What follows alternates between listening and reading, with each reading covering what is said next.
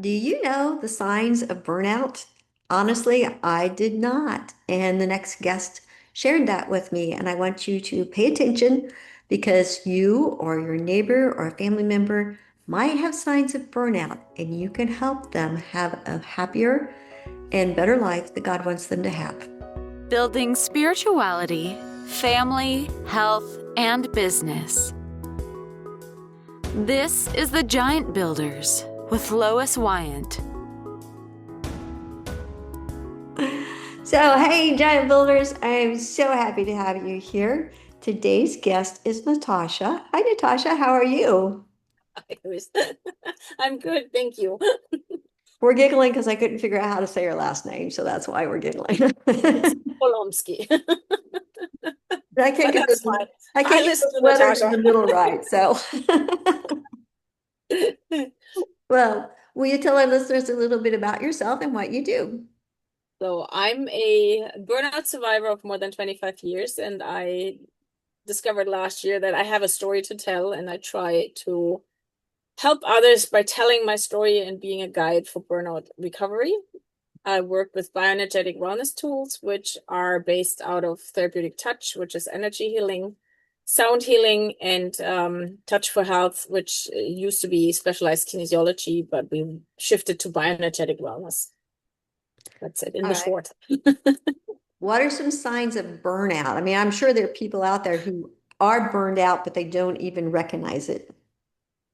When you're constantly in brain fog, that's one. So my signs were, if you want to have physical signs, showers couldn't be hot enough because I had no sensation of heat. Really? Yeah. Wow. I That was could be harmful to basically, your body. oh yeah, I was able to pull Wow. eggs out of the boiling water basically. Oh, wow. I had no Okay. hand heat sensation because in burnout, when your adrenals are already stressed out and gone into really the fatigue mode, you're in fight or flight. So everything is just about survival. There is nothing about thriving. And in survival, you have high stress hormones. So you just do. You eat a lot. I did. I have to say I because I'm not the specialist in the medical way. My signs were lots of sugar because I needed that in order to function, like stay concentrated and so on. I couldn't taste salt. Hmm. And one of the most visual sign was like not feeling heat. Like it's not that I was cold all the time, but I could not sense heat in a way that it was satisfying for the shower, or it would have been easier not to burn your fingers because you realized it early enough that you were touching something hot. Um, yeah, no, it's interesting. The other thing was that I did things on autopilot. So I went from work to home 80 kilometers without knowing how I got home. I would catch myself sitting in front of the TV for 3 hours, not knowing what went on. And basically, my mind could not cope with anything or could retain anything that was not related to work. So anything like turning off the stove, things that we do automatically were not in my memory. And when I then learned about Touch for Health, which is muscle monitoring or muscle biofeedback, you learn that your body remembers. So you ask your body, and then you get away from running back home 5 times to check if you turned off the stove. Hmm. Mm. Wow. All right. So what kind of steps do we take to be more healthy about this? Become aware of your body. That's one of the first ones because in burnout, you're all in your brain. You're just thinking, and most times you're thinking like in a circle. It's not stopping. It's or you're all over the place and you cannot focus. Those two are the main states of mind that I remember. And then tie into your body. Start with the question, am I breathing? Because in stress we don't breathe, so we hold our breath, we breathe very shallowly. And when you start breathing into your body with a full belly extension, you're breathing into yourself, so you're bringing everything that's out there back inside, right? So you're bringing yourself back together, you're focusing yourself, you're being present. And then when you breathe out, that's what I tell my clients, breathe out of your feet, visualize it, the breath flowing out of your feet because that's your grounding. So the energy flow is there. Okay. So is there any, all right, so I'm being more aware of my body. Mhm. It seems like do I need to do something with my thought process? Because it seems like I need to do something in there. Yeah, you need to pay attention to your body. That's the Okay, first thought okay. process. So tying into your physical sensation, because your intuition will show up in your body. The gut feeling that's clenching, that's something that's not good for me, the tension in your muscles, the shoulders up here instead of down there, or leaning. Like I tend to lean, I like that. Um, all of those are little signs that you're either not comfortable or that it puts you in a situation where you're like, if you're sitting like this it actually shows the world how you feel. Hmm.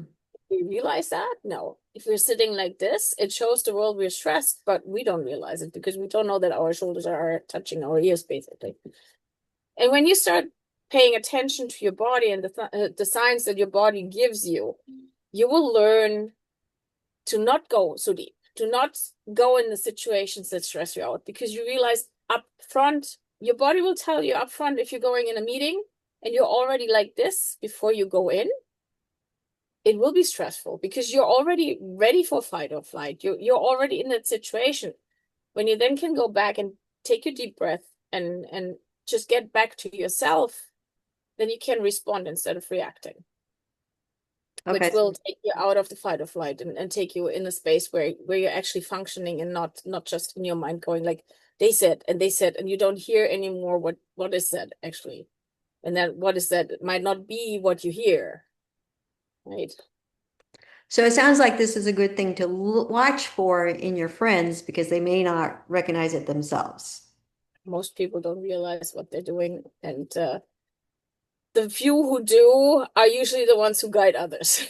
Let's say it this way, because we all have our journey. So we wake up and we learn that we are in a space where we didn't want to be, and then we help others to get to where they need to be or where they might want to be. Change is not always easy because sometimes we're so comfortable in our suffering that we don't take the step out of it. But when you can shift from calling something a problem or to calling it a challenge, then it becomes funny, then it becomes exciting because you're discovering, you're exploring instead of being shut down by that problem that you cannot solve and that's dragging you down. So language is another big part of how you can shift things around for you. Catch yourself. What phrases do you use? Are they I don't like, I don't want, I hate, whatever. As soon as you say often I don't, you might want to try it in a different way. Okay. Yeah. All right. So what does the first meeting with you look like?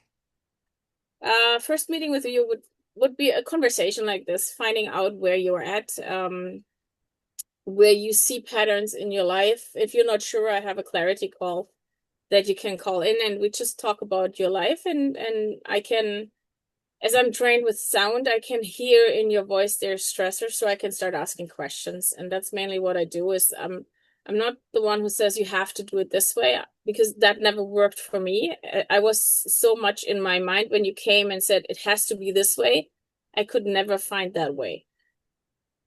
So I offer possibilities. I try to help you see a different perspective and get to a different way of working with yourself and getting to know yourself in your body. So tools that I might give you might be a thymus tap. So you're tapping here in order to bring yourself back into your body. And the slower you tap, the slower your voice becomes, the slower you're all calming down. And there's other tools that we use in the bioenergetic world. So do different situations work better with different tools? Like if I'm going into a meeting, I might be nervous or stressed this way opposed to like just the traffic. Well, one thing is we are all individuals, so we all respond differently. We resonate differently with different tools and different healers. That's the other part. Like you might resonate with me, somebody else might not. And that's where it's always an interaction. But the thing is, you have to explore in order to find what works for you and where it works for you. That's the other one. I can say, well, what I do when I drive, or what I do when I go in a meeting, but that's mine. It's resonating with me. It might not work for you, but it might be enough of an input and idea that will help you find your own way. So what are some ways that you yourself work with burnout throughout the day? Being very gentle with myself, trying to be, especially with the meetings and being online, having a schedule and not have people come in last minute and say, I have spots where I know when somebody is in need, then I will be able, but I'm really clear in my boundaries what I can do and what I can't do.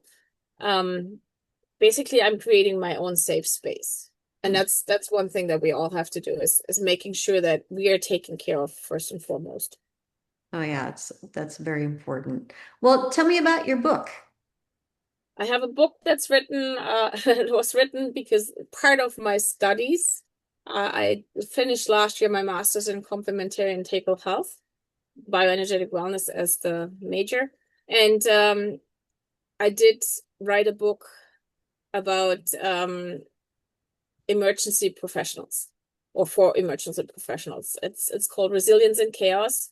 And it's a guide to overcome burnout and stress and find a happier and healthier life, find the calm in your life.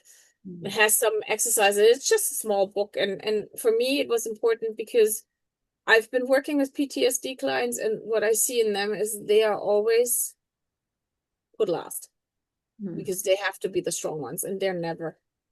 They're human as we are. They make mistakes and errors as we do. And it's almost like a stigma. You're not allowed to be vulnerable. You're not allowed to be that person that needs help when you're helping others. And the fun part in that is people who help others usually know that they need help, but they cannot get it because they're always helping. Mm. Yeah, it's hard to focus on yourself when you're responsible for so many other people and things. Yeah. And Mm. it's a again, it's a matter of prioritizing and seeing the perspective. One of my favorite metaphors is when I work with my clients and I say, well, taking care of yourself. You're sitting in the airplane and oxygen is gone. The masks come down. What do? About 75% say, I put it on myself. Yeah, no, vice versa. Put it on somebody else. That was the point. Um, but if you put it on yourself first, you can help way more people, and the person that you put it on first or on next can help way more people than when you put it on the next person and not on you, because then you might be gone already. And that's a very simple concept, but we're not taking that for granted. We're not seeing that we can only give if we're 100%. We cannot give if we're 75 or 50% because we have nothing to give. We have no reserves. We have to be 100% in order to be able to assist others, to be there for others, and to take care of others. So that means then also to set clear boundaries and say, okay, I can only go that far and that's it. Yeah, that's wonderful. Well, giant builders, take Natascha's suggestions here and look at yourself and pay attention to how hot your water is and really just pay attention to your body and be a good neighbor. I mean, watch for people who are in your family or your friendship circle and let people know, hey, this, you should just like check this just to make sure that you're not putting your own body in danger. Mm. One of the things that I love about community is a community can catch you even if you can't catch yourself, right? Mhm. That was good. Yes, that is very true. You got to have that community around you. So, well, any closing thoughts? Closing thoughts. Take care of yourself, listen to your body and listen to your five senses, because how often do we have a saying like, and you catch yourself probably with that yourself. That doesn't sound right. That doesn't taste right. that makes me feel weird in my body. So all of those are basically signs of your body talking to you and saying, don't go there. And just listen to that. That's great. All right, giant builders, I will have Natascha's information below, so please make sure to check that out. Look, check your neighbors, check your friends, check your family, see if you see any signs of burnout and give them Natascha's information. We want everybody to be healthy and love and just be who God wants us to be. So thank you, Natascha. I really appreciate all your input. Thank you, Lois. All right, giant builders, we'll see you next week. Thank you for listening. This has been The Giant Builders with Lois Wyant.